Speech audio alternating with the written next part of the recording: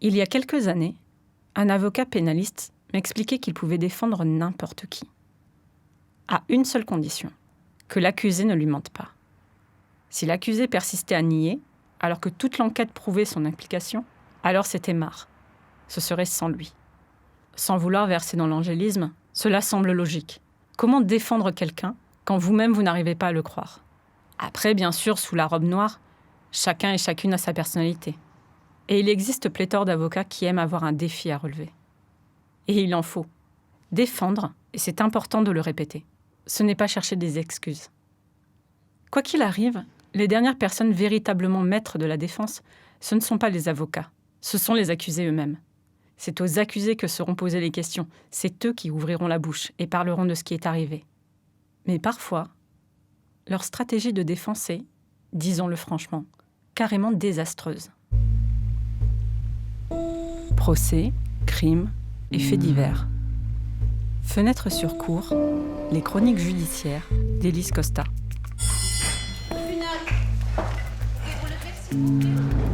Saison 2.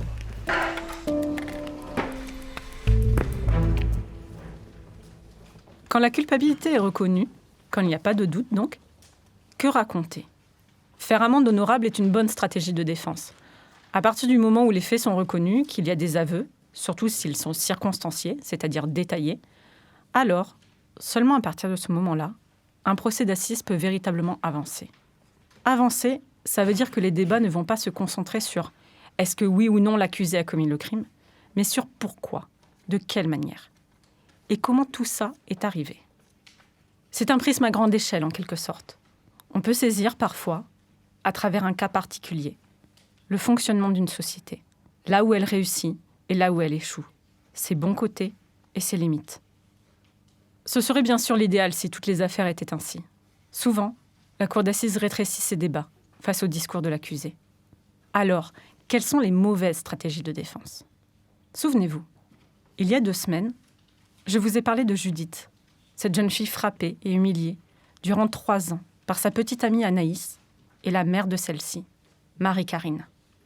Anaïs et Marie-Carine, les 2 accusés, comparaissent pour actes de torture et barbarie.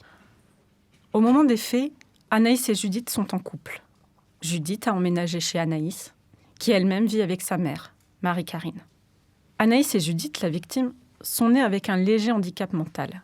Elles raisonnent, voient le monde et s'expriment comme des enfants de 10 ans. Marie-Carine n'est pas née avec un handicap. C'est important dans cette affaire. Pour la suite. Anaïs est l'auteur principal des violences à l'encontre de Judith. Elle la frappe à coups de poing, la coupe avec des ciseaux, essaye de lui enfoncer des bâtons d'encens dans les yeux, l'attache au lit. À la barre, Judith raconte les sévices avec une voix d'enfant. Elle a très peur qu'on ne la croie pas. Elle répète « Je vous jure que c'est vrai, monsieur le président. Elle m'a fait des choses horribles, des choses incroyables. Elle me tapait avec des choses très dangereuses. » Judith ne ment pas, et pour cause. Elle est incapable de mentir. C'est un fait noté par les psychiatres, par les enquêteurs, et qui nous saute aux yeux, à nous aussi, à la cour d'assises, dès qu'elle prend la parole. Judith est incapable de réfléchir à ce qui rendrait sa parole crédible ou non. Elle raconte, et c'est tout. Sur ses doigts, elle compte. Anaïs m'a fait dormir sur le balcon, 3 ou 4 fois. Elle m'a forcé à dormir toute une nuit debout. Ça, c'était peut-être 2 fois. Dormir par terre, ça, c'était tous les jours. Et Anaïs confirme. Elle explique. Judith, je l'aimais énormément, mais c'était que de la violence, comme elle dit.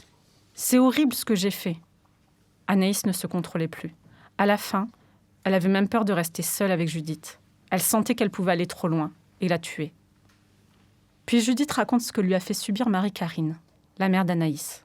Marie-Carine la force à se lever tous les jours à 6h du matin pour faire le ménage. Elle lui interdit de prendre sa douche, parce que l'eau chaude, ça coûte cher. Elle lui ponctionne, tous les mois, son allocation adulte handicapé. Elle l'a enfermée une fois, toute nue sur le balcon, pour que tout le monde la voie. Elle l'a tapée sur le bout des doigts, avec une spatule en bois, jusqu'à lui provoquer des cloques ensanglantées. Elle l'a forcée à boire de l'huile de friture usagée. Face au président, Judith soupire. Il n'y avait pas un mois sans coup, il n'y avait pas un jour sans coup. J'avais pas un souffle, monsieur. Marie-Carine est dans une position compliquée. Anaïs, sa propre fille co-accusée, et Judith, la victime, relatent exactement la même chose, les mêmes détails. Que dira-t-elle quand on lui demandera de parler ? Quand elle se lève dans le box, Marie-Karine annonce « Sur certains points, je suis d'accord, et d'autres, je ne suis pas d'accord. Je suis d'accord pour la spatule en bois. » Et elle ajoute « Je me remettais de mon cancer, j'étais faible, j'étais fatiguée, j'en pouvais plus. » La cour attend un peu. Marie-Karine dit que quand on habite chez quelqu'un, c'est normal de donner un coup de main pour le ménage. C'est tout. Son avocat, Maître Bomstein, baisse la tête sur ses notes et se frotte la base du nez entre le pouce et l'index. Nier les faits alors que tout vous accable n'est pas une bonne stratégie de défense. Minimiser les faits par rapport aux blessures constatées n'est pas une bonne stratégie de défense. Les photos de Judith, le visage tuméfié, avec des griffures dans le cou, sur le front et sous les yeux, sont consignées au dossier.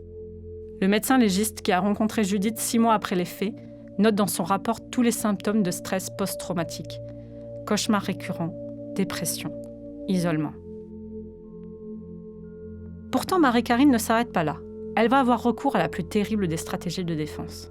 Le président de la cour d'assises lui demande comment cela se fait qu'Anaïs et Judith tiennent le même discours, différent du sien.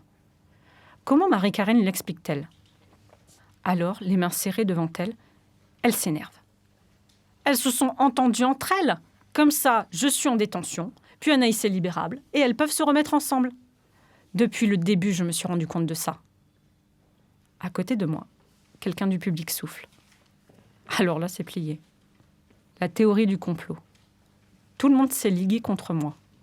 L'avocat de Judith, Maître Durand-Rocher, bondit du banc des parties civiles. « Madame, vous connaissez Judith. Est-ce que Judith a ne serait-ce que la faculté mentale d'élaborer un stratagème pour vous faire placer, vous, en détention, et se remettre avec Anaïs ?» Il y a alors un long silence. L'avocat de Judith insiste. « C'est ça que vous êtes en train de nous dire, madame ? Que Judith est capable de faire ça ?» Marie-Karine cligne des yeux. Son regard se perd dans le vide. Ses lèvres s'en trouvent à peine. Elle reconnaît. Non, elle semble au bord du malaise. Puis à nouveau, Marie-Karine commence à s'agiter.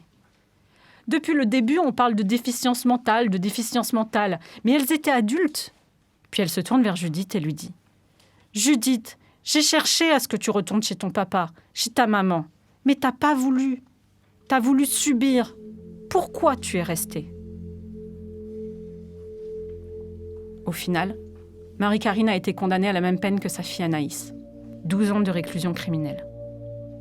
La grande majorité des violences physiques infligées à Judith venaient pourtant d'Anaïs, pas de Marie-Karine. Mais il existe d'autres types de violences. Et rejeter la faute sur la victime en fait partie. Et Marie-Karine ne savait pas, justement, que bien se défendre, ce n'est pas chercher des excuses.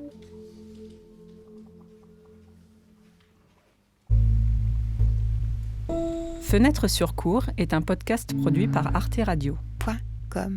Vous pouvez l'écouter sur le site arteradio.com ou votre application de podcast favorite.